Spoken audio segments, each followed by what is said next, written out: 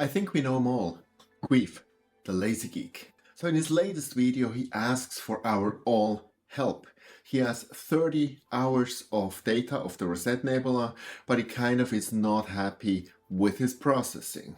And I think it would be a great learning experience for myself, for you, and also for Cuiv if I would actually record my processing. And that's what I did. So let's have a look at how I tackled the data of Cuiv right after the intro.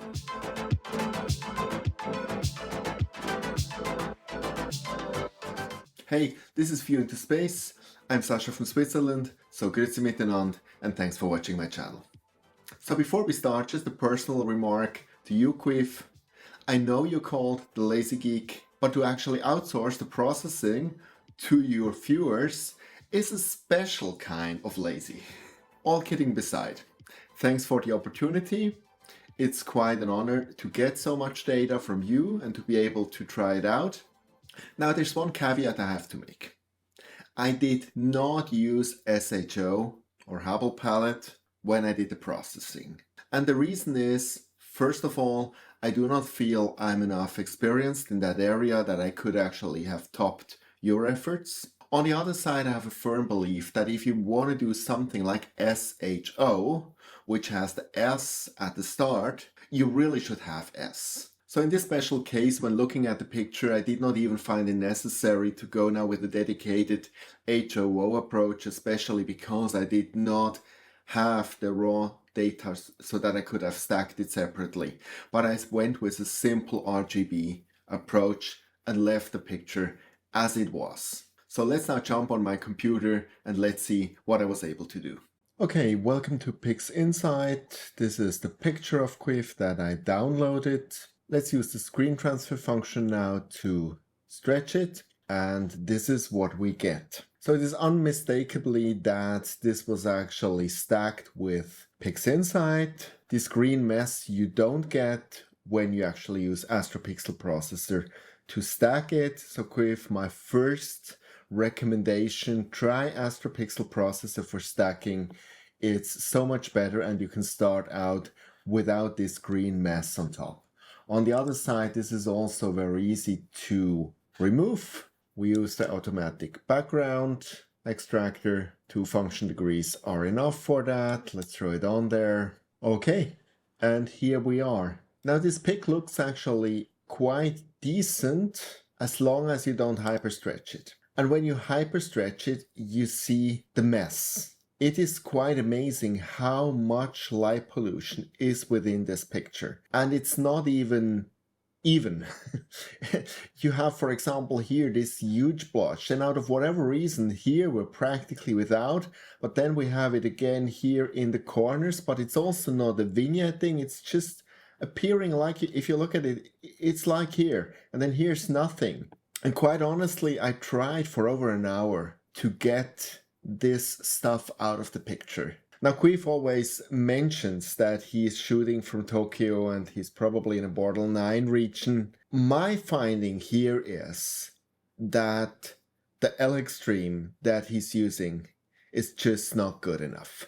For Bortle 9, for what he does with 30 hours of exposure, you need something better. Either the L Ultimate or ASCAR has now a 3 nanometer dual narrowband, something like that. But the LX stream definitely does not cut it, because that's just sad that you actually spend 30 hours to record something and then you have all this stuff in here, which definitely doesn't make it easier to get to something nice at the end, and also definitely doesn't make the outcome better. And I think what's also interesting, Cuiv on the other side added some narrowband pictures, probably much less exposure time than this here. He did not state that. And I just did a color combination. But what I want to show you, even if I go now here on a hyperstretch, you see that the result is much more even. You do not have the same mess as here with the LX stream. And so that's the other option here, obviously, that you shoot mono with dedicated 3 nanometer filters, which also might reduce the issue. Now at the very end, the best thing that I found to actually at least remove some of this light pollution is actually to really up here the function degree to 7. Throw it on there. And as you will see, it evens the whole thing a bit out. It's especially, for example, if you look here in the corner, that's gone. So it's definitely better than before. So the next thing we're doing is, if you have it, use the blur exterminator. That's just the ultimate weapon that everybody seems to use now, and also Cuiv mentioned in his video that he used it.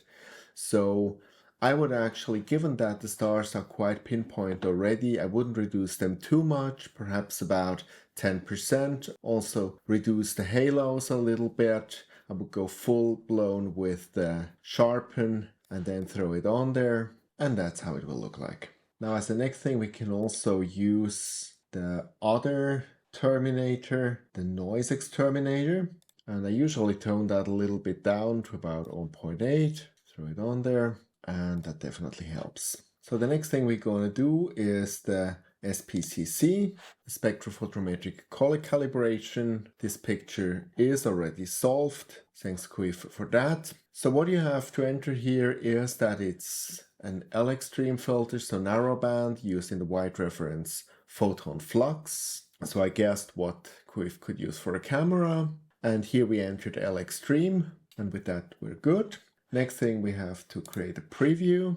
Let's use for a little piece here where we have only background. I use this. I see a from preview. Okay, and we let it run. Now it worked well. Not 100%. We have some deviations, but that's okay. Let's close that down. Stretch it again to have something normal. And that's how it looks like. So that's for me a very crucial step, no matter what we're afterwards going to do with the nebulosity, but to have the stars in an appropriate color. So last but not least, we're actually using the SCNR. Even it looks already now quite reddish, but it can never hurt to also apply the SCNR. Okay, and here we go. So now this is the moment where we're going to remove, or better separate, the stars. For that I use the star exterminator. We want to have the star image, and we throw it on there. Okay, and here we have the stars, and here we have the nebulosity. Now the next thing we're going to do, we're going to stretch both pictures. And that's probably where Cuiv and myself most deviate. I personally do not believe in any stretching scripts. And I also absolutely, by all means, do not believe that linear stretching is an adequate way of stretching when you want to do it in a best practice manner. So when we first attack now the stars, let's get the screen transfer away. I use first the arcsine stretch. Given that it's a star map, I do not have to care about the black point. I want to definitely protect the highlights, and I will just enter the preview, and we start with the stretching. And as you can see, I really have to go up to a very high stretch factor, practically the maximum, to get to something decent. So I will actually apply that. Let's go on. And I will just a tiny little bit more stretch it with the arcsine stretch. You see they already look pretty aggressive. We don't want to overdo that. So I'll go out of the arcsine stretch and move now on with the generalized hyperbolic stretch. So we also need a preview window here. Let's get the zoom. Let's put the SP somewhere. Let's move the local intensity rather high for the first stretch. Definitely again, we want to protect the highlights. And let's start stretching. And they come nicely. We apply that. Let's go now to about a 5. And see how we move on. And I think that's about how I like it. Let's apply that. And I'm actually okay with that. I might now in this case still also use Bill's star reduction method, given that this is just a little tiny bit too much. So we clone for starless. We apply the star exterminator again for the starless picture. We do not need a star mask for that one.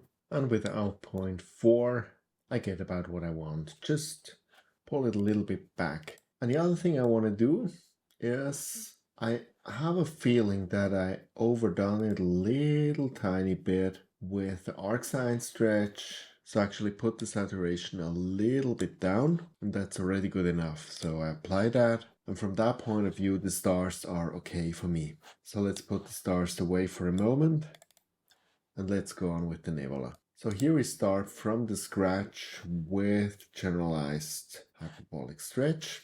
Let's give me a preview. We start nicely here to the right, send to SP with a 10. Zoom away. Okay, let's move it up. Here, it's good. Let's again send to SP. Let's put to about 5. We move on with our journey. That looks nice to me. Let's apply. Can reset the whole thing. Let's put a little bit more down the line. We want to protect the highlights. Go here to about a 3. And let's see what we can do. Don't want to overstretch it. Probably already good enough. Let's again apply it. And I think that's about the maximum that I want. Now the next thing we're going to do, we're going to here on linear. We enter here 1 on the low clip. So we're also going to apply that. And we're okay with our stretch for the moment. Now the next thing I'm going to use the local histogram equalization to give it some contrast. And yes, not this kind of contrast. My magic number here is 1.3. We're going here up to 150 to look at large structures. Tone it down here. Let's see now. And yeah, I really like that. So we apply that. Now I move it down to around 50, 60, something like that. Let's see again what it does. I even want to have this a little bit stronger. Yes, it's very nice how it makes the structure stick much more out, so I will apply that too. With that, let's open a curve transformation and let's see what else we can do here. I want to even actually darken it a little bit, especially here in the lower parts. And that's nice. Also here we want to look a little bit on the saturation, which you could say is a little bit overdone. So that's just tone it a little bit down.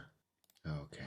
So now we are at a stage where we have our finished starless picture and our finished star picture. And now we have to combine them. Now we can simply add them together, but the issue with it is, on one side I really like the stars, I like many stars, colorful stars, but on the other side I don't want that they disturb the nebula. But on the other side, given how big the Rosette Nebula is, we cannot simply mask them out completely.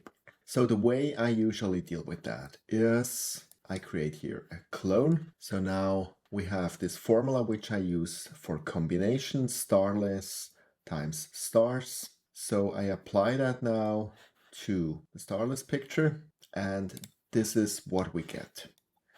And as I said, for me, this is a little bit too much stars all over the nebula. So now we use the clone. I already prepared here a range mask, which I throw now on this clone. I invert it so that it protects the nebula. And now, obviously, this is now called here starless clone. Now I throw it on there. And now in this case, it completely blocked the nebula, so no stars in here. And again, I feel this is looks completely artificial now. So now what we do, we combine these two pictures. So I say starless times 0.7 plus starless clone times 0.3. I throw this starless. Okay, and it just took a little bit of the stars away from the nebula, but they're still there, but not that intense. And so for me, this is now the finished picture. And that's the end of it. I kind of like the end result, but that's really a personal question of taste. But let me sum up the lesson learned that I could distill out of that. First thing, stacking in app has some advantages over stacking in PixInsight. Second, if I would be you, Cuiv, I would trash my L Extreme and go with a L Ultra or any other dual narrowband filter that has a more narrow bandwidth. Or I would actually just start to shoot more mono with 3 nanometer dedicated narrowband filters. Next point, stretching. Cuiv, I really believe that on your level, your pictures have deserved something better than the easy soft stretch. Using generalized hyperbolic stretch or arcsyn in the case of stars might really be worth the effort. And last but not least, really taking care of the stars. Shooting them completely separately, or at least treating them separately, stretching them separately, and so on, really enhances the picture. And I think that's the point that you were asking for, where I could actually provide you an answer how to really make the stars look more beautiful in your picture. I hope you could learn all something out of this. Happy to hear your feedback in the comments below, and see you next time, and clear skies.